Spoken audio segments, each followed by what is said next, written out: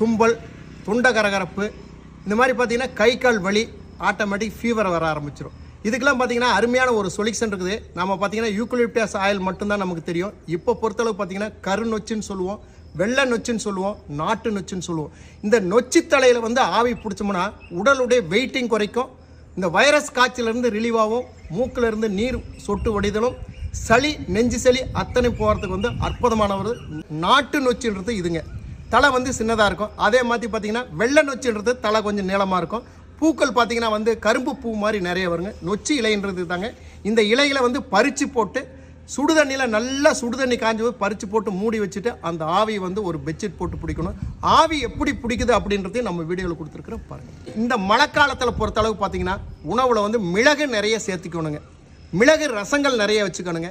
சீரகம் மிளகும் கஞ்சியில் போட்டு கஞ்சி எடுத்துக்கணும். நிறைய பப்பாளி பழம் சாப்பிடணுங்க. இதை பற்றி நிறைய பதிவுகள் நம்ம ஏபிகே விலாசில்